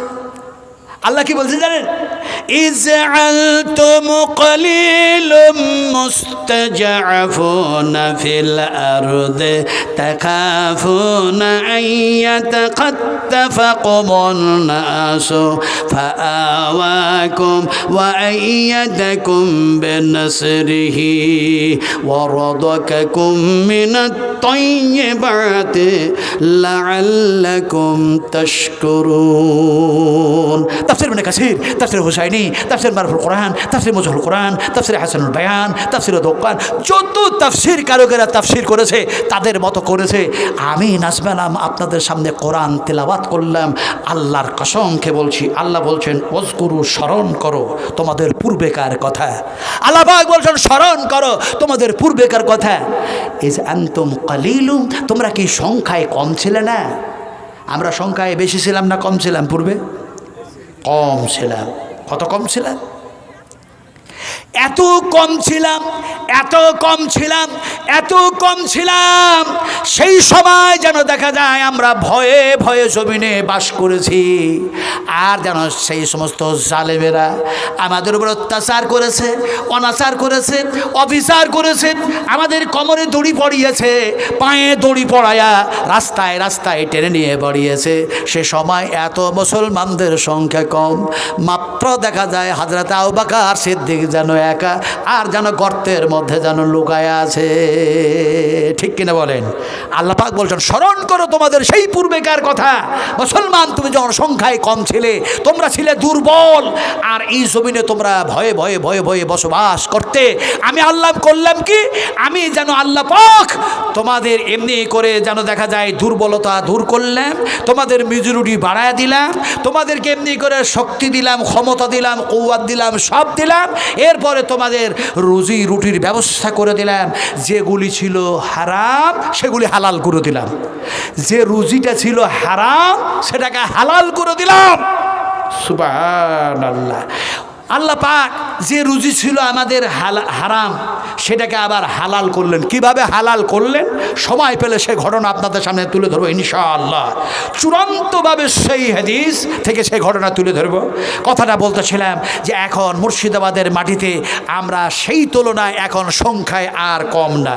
ফলে কথাটা বলতেছিলাম, এই বক্তব্য রাখার সারমর্মই হচ্ছে আজকে আমরা গোটা ভারতবর্ষের মুসলিম যদি ঐক্যবদ্ধ হতাম, একত্রিত হয়ে থাকতে পারতাম, আল্লাহর কসম খেয়ে বলি, আল্লাহর কসম খেয়ে বলি, সে এক আল্লাহর কসম খেয়ে বলি, আজ যদি মুসলমান দলাদলি না করত, হানাহানি না করত, খুনাখুনি না করত, জুতা জুতা না হয়ে যেত, পৃথক পৃথক না হয়ে যেত, তাহলে আজও আগামীকাল সূর্য উদয় হওয়ার আগে মুসলমান যেন কোরআন থেকে নেতৃত্ব দেবে, আল্লাহ সেই ক্ষমতা সেই ব্যবস্থা করে দেবে। কিন্তু আফসোস, মুসলমান যাতে ঐক্যবদ্ধ হয়ে থাকতে না পারে, এর জন্য সবচেয়ে বড় রাজনীতি হচ্ছে সেই সমস্ত নেতারা রাজনীতি করতেছে যে মুসলমানদেরকে ঐক্যবদ্ধ হয়ে থাকতে দেওয়া হবে না। আর আল্লাহ পাক বলছেন ওয়াতাসিমু বিহাবলিল্লাহি জামিআ ওয়া লা তাফাররাকু, তোমরা খবরদার নিজেদের মধ্যে ডিভাইড হইও না, তোমরা ঐক্যবদ্ধ হয়ে থাকো, আমি আল্লাহ তোমাদের মদত করব। আমার ভাইরা, যে কথাটা শেষ পর্যন্ত আমি বলতে চাইছিলাম যে আমরা মুর্শিদাবাদের মানুষ, আজকে মুর্শিদাবাদে সেই ধরনের বড় বড় ইউনিভার্সিটির প্রয়োজন ছিল। তো যাক, ইউনিভার্সিটি যেগুলো তৈরি করেছে, মুসলিম ইউনিভার্সিটি না হলো আরও অনেক কিছু হয়েছে। আল আমিন মিশনের দেখা যায় শাখা বহু জায়গায়, মোস্তাক সাহেব বক্তব্য শোনার পরে তিনি বইও লিখেছেন, আর শত শত জায়গায় আলহামদুলিল্লাহ আলহামদুলিল্লাহ আল আমিন মিশনের শাখাও খুলেছেন। আলিগড় ইউনিভার্সিটিতে তিনি গোটা বৎসরে না, সেই আলিগড় ইউনিভার্সিটির মধ্যে 100 টাকা যদি খরচা হয়, তো 100-র মধ্যে 40% টাকা মোস্তাক আহমেদ এই মুর্শিদাবাদের মানুষ খরচা করে। জোরে বলি নারে তাকবীর, এটা জোরে বলি নারে তাকবীর। এটা মুর্শিদাবাদের গর্ব। কিন্তু নেতারা ভুলে গেছে, আজ সেই নেতারা বলতেছে এই মুর্শিদাবাদের মাটি থেকে মুসলমানগুলিকে বিতাড়িত করতে হবে। তাহলে পরে সেই মুস্তাক সাহেব আজকে দেখা যায় আলিগড় ইউনিভার্সিটিতে 40% টাকা খরচা করে থাকেন। এমনি করে দেখা যায় কলকাতার মাটিতে, এমনি করে সেই ইউনিভার্সিটি আবুল কালাম আজাদে দেখা যায়, এমনি করে দেখা যায় 60% টাকা খরচা করে থাকেন। তাহলে এই মানুষটাকে কেমনে তুমি বিতাড়িত করবে? যে আজকে হাজী মহসিন সাহেবের জায়গার ওপরে দমদম এয়ারপোর্ট কায়েম হয়ে আছে, তার অনেক দেখা যায় এমনি করে দেখা যায় ফাইখওয়ানুকুম ফিদ্দিন, দিনী ভাই আছে, তারাকে কিভাবে তুমি বিতাড়িত করতে পারবে? কিন্তু ব্যাপারটা হচ্ছে কি, এগুলো কিছু না, জমিন আল্লাহর, মানুষ কার? জমিনটা যদি আল্লাহর হয়, মানুষ কার? কথা বল, আর একটু জোরে বলেন। তাহলে এই জমিনে থাকবে মানুষ, নেতৃত্ব দিবে কারা? কথা বলেন, নেতৃত্ব কারা দিবে? এই জমিনে মানুষ থাকবে, নেতৃত্ব কারা দিবে? এটা যেন ডিসাইড, এটা যেন দেখা যায় ফায়সালা পৃথিবীর কোনো মানুষকে দিতে হবে না, আল্লাহ স্বয়ং ফায়সালা দিয়ে দিয়েছেন। ইন্নাল আরদা লিল্লাহি ইউরিসুহা মান ইয়াশাউ মিন ইবাদি ওয়াল আকিবাতু লিল মুত্তাকিন। এই জমিনে নেতৃত্ব কারা দেবে? আল্লাহ পাক এই জায়গায় নির্বাচিত করেছেন। দরবার সুবহানাল্লাহ। এই আয়াতের আমি তর্জমা পরে করছি, আপনাদের শোনায়। বাংলাদেশে আমার সোনার টুকরা, আল্লাহ তুমি এনাদের হায়াত দারাজ করে দাও। এই সমস্ত ওলামা যদি শেষ হয়ে যায়, তাহলে দেখা যায় সব শেষ হয়ে যাবে। নবীজি বলেছেন ইলম ইলম ইলম জমিন থেকে উঠায় নেওয়া হবে। তার মানে কোরআন হাদিস আল্লাহ উঠায় নেবেন না, ওলামাদেরকে উঠায় নেবেন। তো দোয়া করেন আল্লাহ পাক আলেমদের যাতে দীর্ঘজীবী করেন। আল্লাহুম্মা আমিন। আমি আলেমদেরকে মহব্বত করি, কারণ এই সমস্ত আলেমেরাই এক সময় আমার ছিলেন ওস্তাদ, যাদের কাছে বুখারী পড়েছি, মুসলিম শরীফ পড়েছি, আবু দাউদ পড়েছি, তিরমিজি পড়েছি, নাসাই ইবনে মাজাহ পড়েছি, মিসকাত পড়লাম, বুলবুল মারাম পড়লাম, হিদায়াতুন নুরুমের পাঞ্জাগান ইলমুল শিগা। আলহামদুলিল্লাহ, আমি যে মাদ্রাসার বর্তমানে একজন খাদেম হিসাবে আছি, এখানে কতগুলো ছাত্র বসেছিল, ওনারা আমাকে ঘরে বলছিলেন, বলো না আপনি সেই মাদ্রাসায় এখনও বর্তমান কাজ করছেন? বলে আলহামদুলিল্লাহ। বলে ও বললো আমার ভাই ছিল, তারপরে এই ছিল সেই ছিল, অনেক কিছু বললো। বলে এখন সিস্টেম কেমন? আমি ওনাকে বললাম এখন সিস্টেমগুলো একটু অন্যরকম হয়েছে। আল্লাহ পাক সেই মাদ্রাসার শুধু খাদেম আর খাদেম না, এমন একটা জায়গায় স্তরে আল্লাহ রেখেছেন যে সেই মাদ্রাসার সার্টিফিকেট খুব মূল্যবান সার্টিফিকেট। আমার মাদ্রাসা থেকে যারা কোরআন হেফজ কমপ্লিট করবে, তারা যে কোনো পশ্চিমবঙ্গে কিংবা ঝাড়খণ্ডের যেন মাদ্রাসাতে গিয়ে হাফেজি পোস্টে গিয়ে তারা চাকরি করতে পারবে। যেমন আলহামদুলিল্লাহ, আজরুল আলহামদুলিল্লাহ। এতটা মান গভর্নমেন্ট আমার মাদ্রাসার সার্টিফিকেটকে দিয়ে রেখেছে, অনলি হাফেজ দারসে না।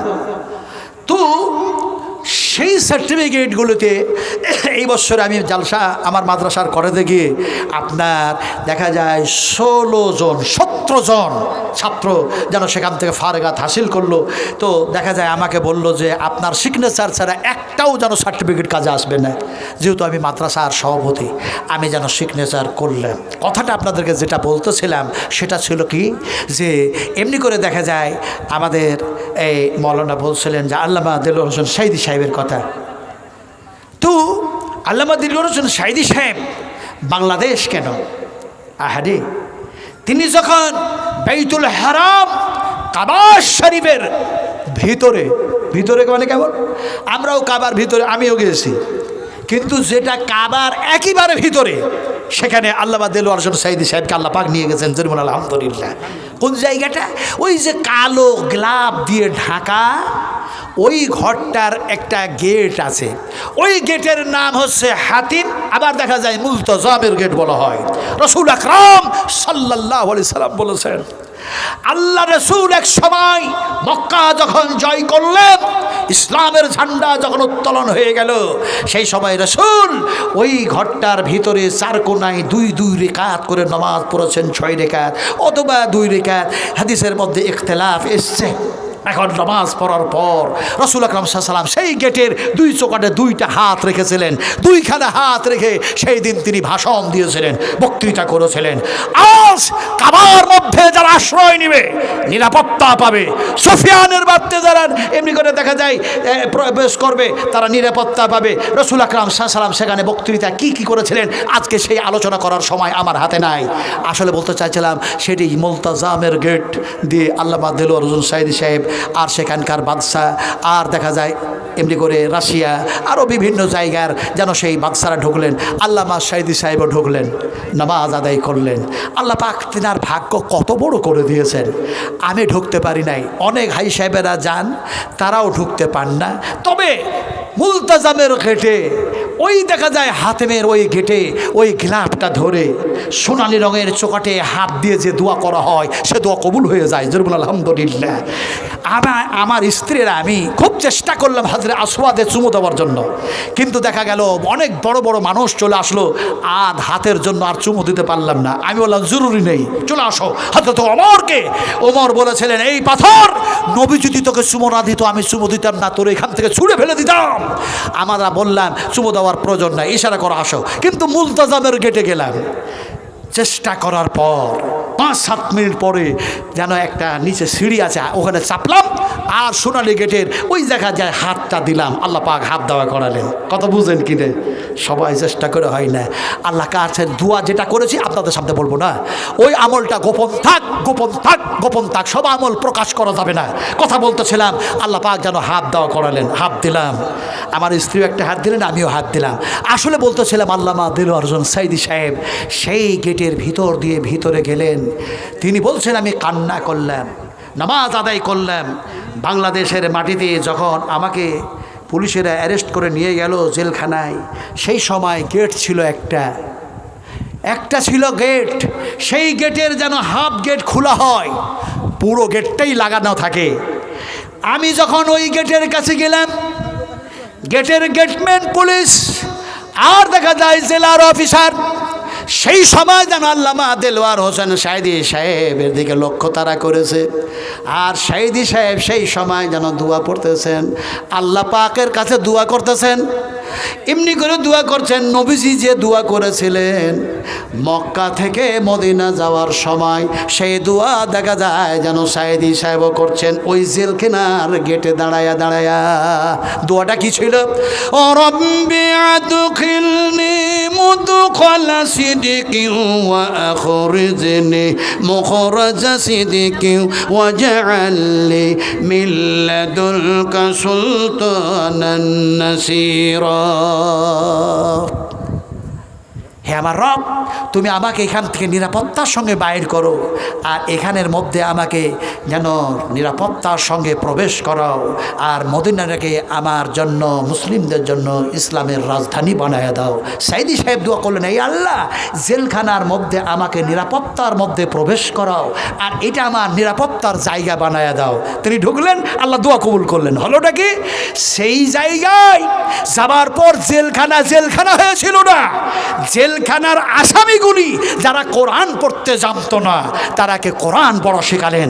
যারা উজু করতে জানতো না, তারাকে উজু করা শেখালেন। যারা সলাত আদায় করতে জানতো না, তারাকে সলাত শেখালেন। জমাতে ইমামতি করলেন।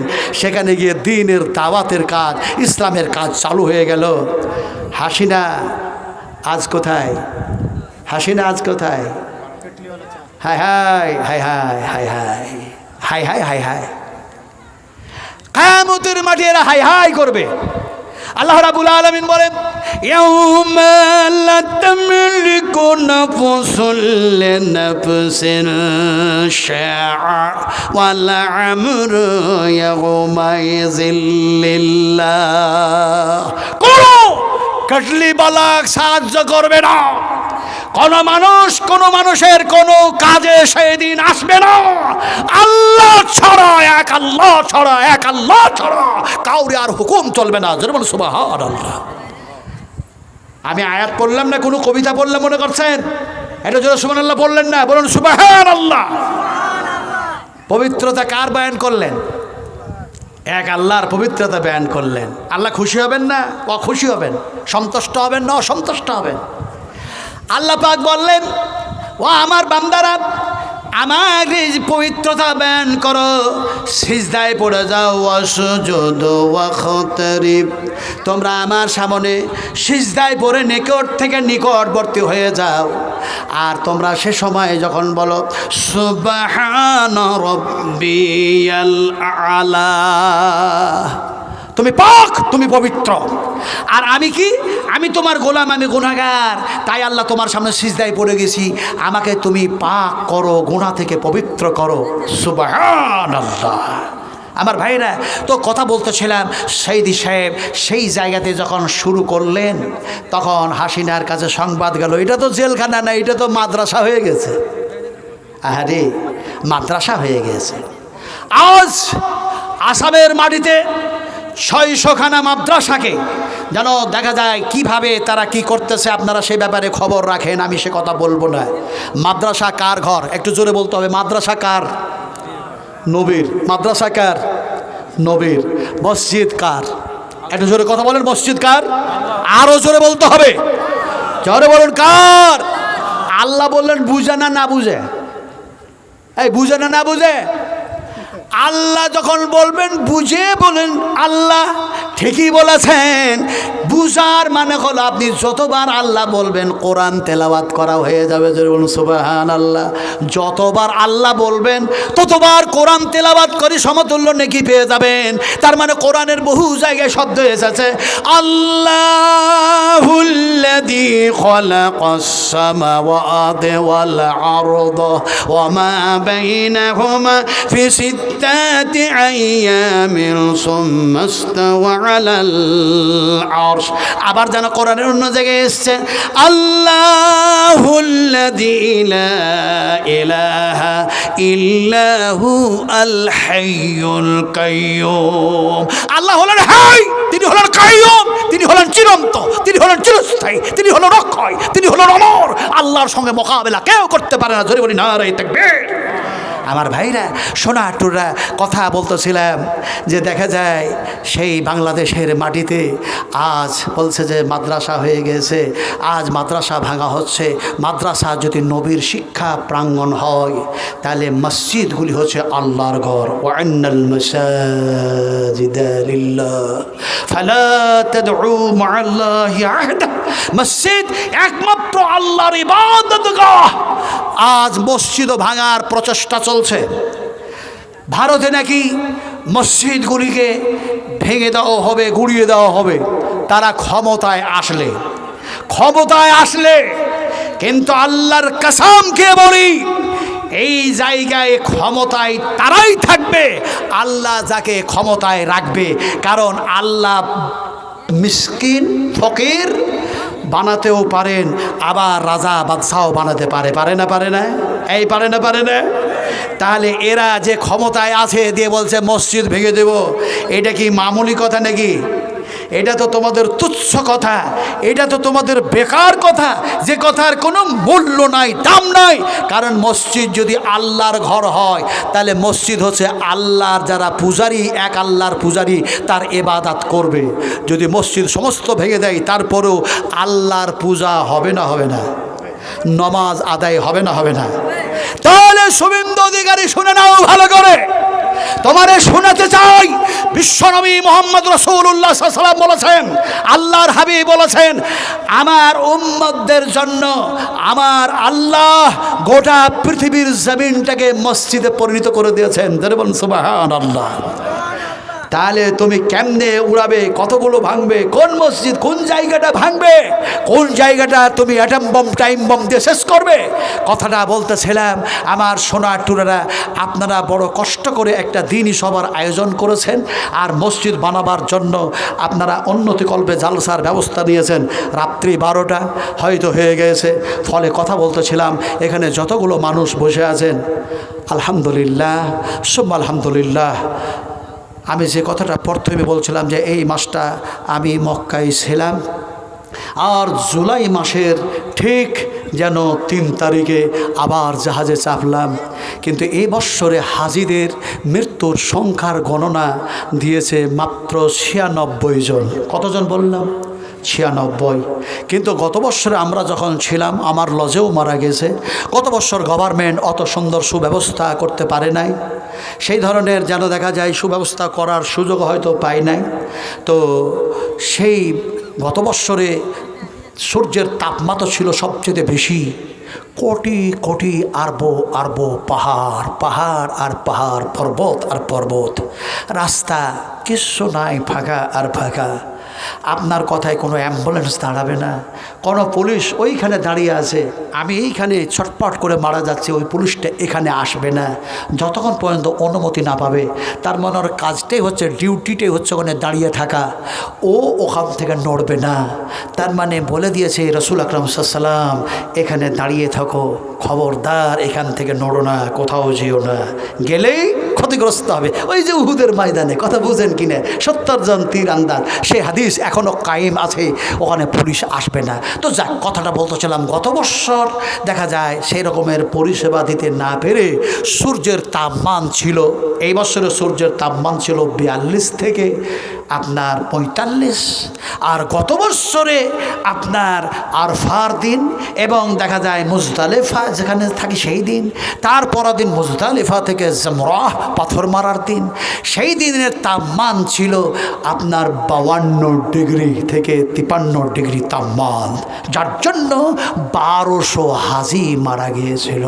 আল্লাহ তারাকে কবুল করেছেন, আল্লাহ তারাকে জান্নাত নসিব করেছেন। আল্লাহুম্মা আমিন। আরও যেন আল্লাহুম্মা আমিন।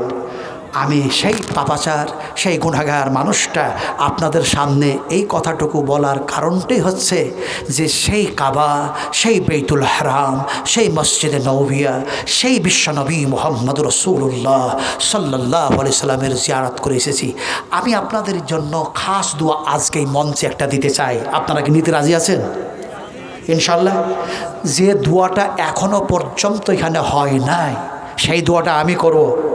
নবীজি বলেছেন, মাতা পিতার দোয়া কবুল হয়, মুসাফিরের দোয়া কবুল হয়। আমি মুসাফির মানুষ, আপনাদের জন্য খাস দোয়া করব, যে দোয়াটা রাসূলুল্লাহ সাল্লাল্লাহু আলাইহি ওয়াসাল্লাম করেছেন। রাসূলুল্লাহ সাল্লাল্লাহু আলাইহি ওয়াসাল্লাম করেছেন, দোয়াটা এসছে বুখারী শরীফের মধ্যে। রাসূলকে কেউ যখন কোনো হাদিয়া দিতেন, রাসূলুল্লাহ সাল্লাল্লাহু আলাইহি ওয়াসাল্লাম তখন সেই দোয়াটাই দিতেন। আমি সেই দোয়াটা দিব। তবে দোয়া দেওয়ার আগে আপনারা কি সেই নবীর হাদিসের উপর আমল করবেন যে মুসাফিরের দোয়া কবুল হয়, মাতা পিতার দোয়া কবুল হয়? আল্লাহ রাসূল বলেছেন। ফলে এই আল্লাহর ঘর বানাবার জন্য আমরা হচ্ছে মুমিন, আমরা বানাবো।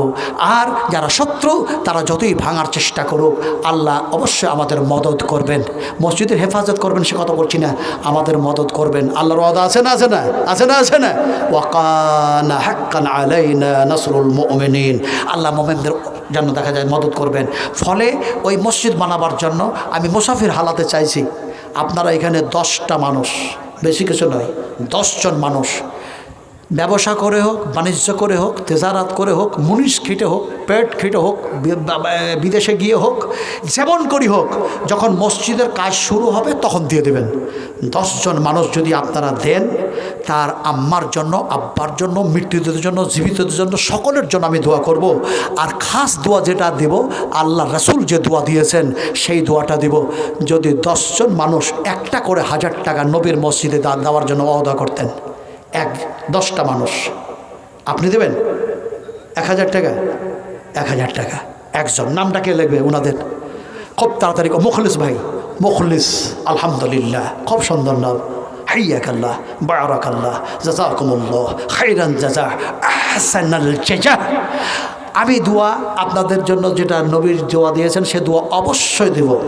আর আপনারা ভালো কাজ করার পরে যখন বেহেশতের মধ্যে যাবেন, আল্লাহ 3টা কথা আপনাদেরকে বলবেন।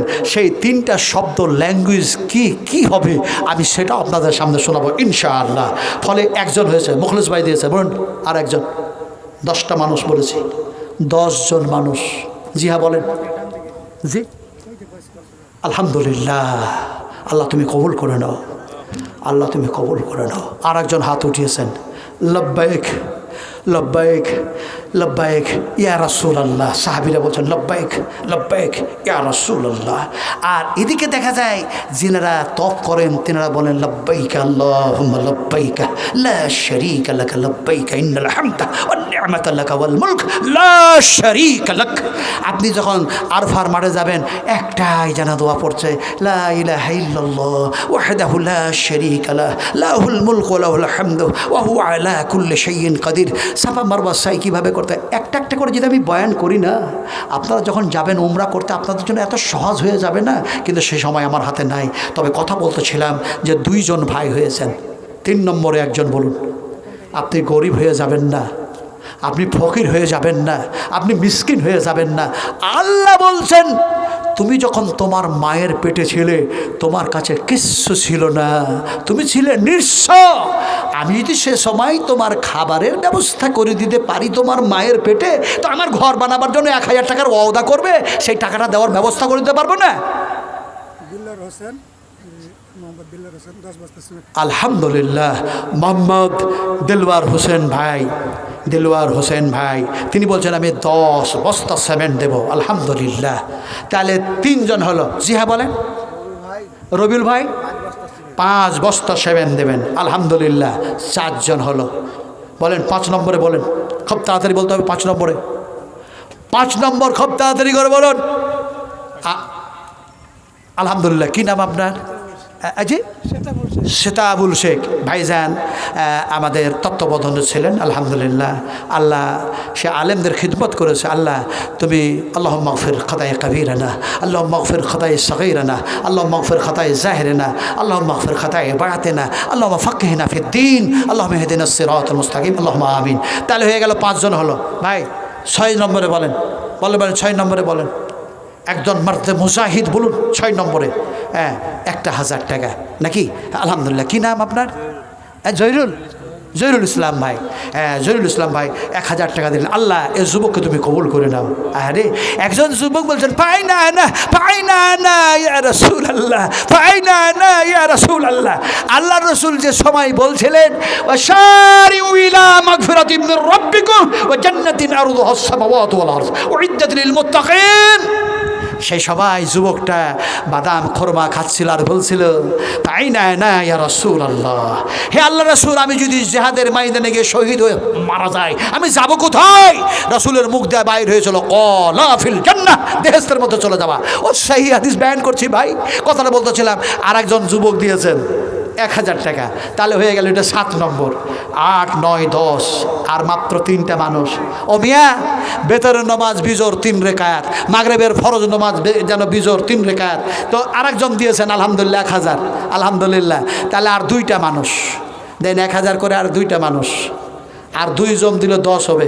একজন দিয়েছেন 500 টাকা, একজন 500 টাকা দিয়েছেন, আলহামদুলিল্লাহ। এই টাকাটাকে আমি ছেড়ে দিচ্ছি না, এটাকে ছোটও ভাবছি না। কিতনি হি নেকি ছোটি হো উসসে কোই হলকি না জান, রব কো বখশিশ কে লিয়ে কুছ বাহানা চাহিয়ে। আলহামদুলিল্লাহ। তো আরেকজন দিয়েছেন, 8 জন হয়ে গেল। ভাই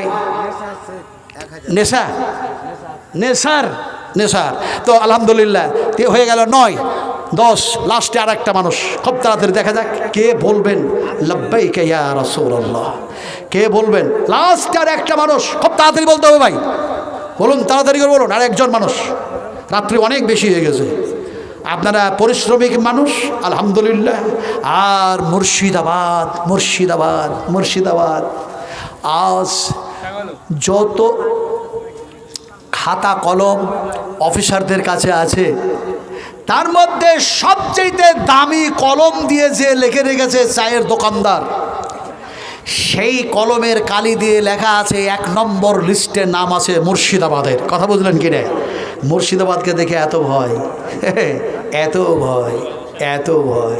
আমার ভাইরা, কথা বলতেছিলাম যখন মুসলমানের একই নাম নবাব, 1000 টাকা। আলহামদুলিল্লাহ 10 জন হয়ে গেল ভাই, 10 জন হয়ে গেছে আলহামদুলিল্লাহ।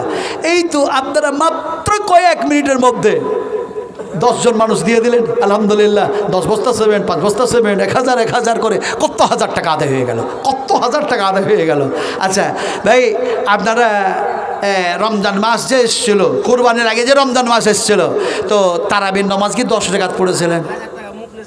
10 রাকাত পড়েছিলেন? তারাবির নামাজ 10 রাকাত পড়েছিলেন, বেতর সহ 10 পড়েছিলেন না 11? তাহলে আর একজন দিন 1000, কারণ ওই মসজিদেতে আবার তো তারাবির নামাজ হবে ইনশাআল্লাহ। দেন আর একটা মানুষ দেন, তারাবির নামাজ তো কোনো হবে। আর ইমাম যেন তেলাওয়াত করবেন, বিসমিল্লাহির রহমানির রহিম,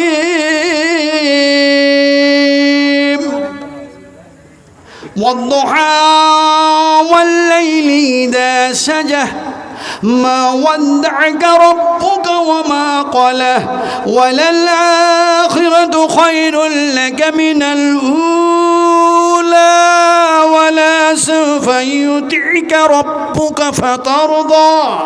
পড়বে না? আপনি যদিও দান করার পরে মরে যান, ওই মসজিদ, ওই আপনার দান, ওই নেকি কিয়ামতের মাঠে সব সাক্ষী দিবে, আর আপনি দেখতে পাবেন। আল্লাহ বলবেন, দেখ সেই দিয়েছিলে 1000 টাকা, দেখ দেখতে বলবেন, আর বলবেন দেখো ইকরা কিতাবাকা, আমল নামায় লেখা আছে, দেখো। সেই দিন যে আপনি কি খুশি হবেন, কি আনন্দ করবেন, কত যে আনন্দে আটখানা হবেন, আমি সে কথা বলতে পারবো না। আল্লাহ বলছেন, শোনো, সেই দিন তোমাদের উল্লাস দেখে, তোমাদের সেই আনন্দে আনন্দিত হবো দেখে আমি আল্লাহ সে সময় খুশি হয়ে গিয়ে বলবো, আল্লাহ বলছেন আমি বলবো উদখুলুহা বেসালামিন আমিন। উদখুলুহা, প্রবেশ করো। এই বেহেশতের মধ্যে শুধু আছে শান্তি আর শান্তি, আমান আর নিরাপত্তা। সুবহানাল্লাহ বলেন, জরুর সুবহানাল্লাহ। 3টা কথা আল্লাহ শুনতে চেয়েছিলেন, আমরা ভালো কাজ করলেন, আল্লাহ আপনাকে জান্নাতের মধ্যে ঢোকাবার সময় এই 3টা কথা বলবেন। আর একটা কথা কি বলতে চাইছিলাম, দোয়াটা দেবো বলেছিলাম না, কে হযরত ভাই এসছে? হ্যাঁ, ঠিক আছে আলহামদুলিল্লাহ এসে গেছে। যেহেতু আপনাদের এই বাংলার মানুষ, আর আমি তো বাংলা ছাড়া মানুষ, কথা বোঝেন কিনি, বেঙ্গলি, দক্ষিণ দিনাজপুর, উত্তর দিনাজপুর, যদিও ভাগ হলো এই তো কিছুদিন আগে, কথা বোঝেন কিনে। আলহামদুলিল্লাহ আমিও ঝাড়খণ্ডে ছিলাম না, আগে ছিলাম আমি বিহারি, কথা বোঝেন কিনে। বিহার পাটনা ছিল রাজধানী, এই তো কিছুদিন আগেই যেন দেখা যায় ঝাড়খণ্ড হলো। এইভাবে ভাগ করতে সব ভাগ হয়ে যাবে। ভাগ হতে মেয়ে ছেলেরা টিপ পড়ে, দেখেছেন টিপ, টিকলি লাই না, টিকলে ওই রকম একটা ছোট্ট যেন একটা রাজ্যর মতো হয়ে যাবে, যার জন্য আল্লাহ আগেই বললেন তোরা ভাগ ভাগ করিস না, ভাগ ভাগ করিস না, ভাগ ভাগ করিস না। ওয়াতাসিমু বিহাবলিল্লাহি জামিআন ওয়ালা তাফাররাকু। খবরদার, না তো নিজেরাই ক্ষতিগ্রস্ত হয়ে পড়বি, মুসলমানকে তাড়িয়ে দিবি। মুসলমানকে যদি তাড়িয়ে দিস, তোর ভারতের মাটিতে, এই জমিনের মাটিতে যদি আমি আল্লাহকে ডাকনেওয়ালা একজনও না থাকে, আমি কিচ্ছু রাখবো না, সব ধ্বংস করে দেব। আল্লাহর ওয়াদা আছে না নাই? এই কতক্ষণ ওয়াদা আছে না নাই? তাহলে তাড়াবে কি করে? তুমি তো বাঁচবে না, তুমি তো নিজেই ধ্বংস হয়ে যাবে। পড়া কর, পড়া কর, বেওকুফেরা পড়া কর, মূর্খরা পড়াশোনা কর, শিক্ষায় শিক্ষায় শিক্ষিত হ। এখন পড়াশোনা না করেই খামাখা নিজের গতিতে বসে থাকার জন্য ওই সবগুলো তামাশা নাটক অভিনয় করে বাড়ায়ও না। আল্লাহ তুমি সকলকে হেদায়েত করো, সঠিক পথে চলার তৌফিক দান করো, সত্যর ওপরে চলার তৌফিক দান করো, এমনি করে উত্তম আমল করার আমাদেরকে সকলকে তৌফিক দান করো। আমার ভাই হযরত আলী সাহেব এসে গেছেন, আমাকে খুব ভালোবাসেন, আলহামদুলিল্লাহ। আপনারা খুব ভালোবাসেন, আর আপনারা ভালো না বাসলে, আপনারা যদি না ভালোবাসেন তো উনি আসতেন নাকি? আলহামদুলিল্লাহ, আমাকেও আপনারা ভালোবাসেন। তবে সবচেয়ে যাকে মহব্বত করব, আমার প্রাণের চাইতে, আমার আব্বার চাইতে, আমার মায়ের চাইতে, আমার জানের চাইতে, তিনি হলেন বিশ্বনবী মুহাম্মদ রাসূলুল্লাহ সাল্লাল্লাহু আলাইহি ওয়াসাল্লাম। কারণ রাসূলজি বলেছিলেন, ওমর এখনও তুমি পূর্ণ মুমিন হতে পারো নাই। ওমর বললেন, ইয়া রাসূলুল্লাহ, আমার প্রাণের চেয়ে তো আমি যেন আপনাকে বেশি মহব্বত করি। কথাটা বলতেছিলাম, সেই নবীকে ভালোবাসা দিয়ে প্রাণের চাইতে মহব্বত করে আমরা যাতে ইসলামিক কাঠামোতে চলাফেরা করতে পারি, আল্লাহ তুমি সেই তৌফিক দান করো, জরুর আমিন। দোয়াটা পড়ছি, দিয়ে শেষ করে দিচ্ছি। যেহেতু দোয়া দিতে চেয়েছি, নবী সাহেব বলেছেন যে সে দোয়াটা বুখারী শরীফের মধ্যে এসছে। আমি বলেছি প্রথমে যে নবীর কাছে হাদিয়া আসতে গেলে নবী দোয়াটা দিতেন। আমি মুসাফির মানুষ, এই দোয়াও দিয়ে শেষ করবো। আল্লাহুম্মা আকসির, আল্লাহুম্মা আকসির, আল্লাহুম্মা আকসির মা লাহু মা লাহু মা লাহু মা লাহু ওয়া ওয়ালাদাহু ওয়া ওয়ালাদাহু ওয়া ওয়ালাদাহু ওয়া ওয়ালাদাহু ওয়া বারিক লাহু ওয়া বারিক লাহু ওয়া বারিক লাহু ওয়া বারিক লাহু ফীমা আতাইতাহু। ফি মানে মধ্যে, আতাইতাহু এর পূর্বে যা যা দিয়েছ আল্লাহ, তুমি সেগুলির মধ্যে আরও আরও আরও বরকত দিয়ে দাও। মুহাজিরিনরা গিয়েছিলেন নিঃস্ব হয়ে মদিনায়, আল্লাহ পাক এত বরকত দিয়ে মালদার বানায় দিয়েছিলেন যে তাদের মাল নিয়েই পুনরায় আবার যুদ্ধের ষড়যন্ত্র বাজামা দামামা তৈরি করতে পেরেছিলেন। আল্লাহর কাছে দোয়া করি, আল্লাহ তুমি সেই দোয়াকে কবুল করে নিয়ে আমাদেরকে ইসলামিক পথে জীবিত থাকারও তৌফিক দান করো। আয় আল্লাহ, যখন মওত দিবে তুমি ইমানি মওত দিও। রব্বানা أفرغ علينا صبرا وتوفنا مسلمين ربنا لا تجعلنا فتنة للقوم الظالمين السلام عليكم ورحمة الله وبركاته। সালামের জবাব দিলেন না? সালাম দেওয়া সুন্নাত।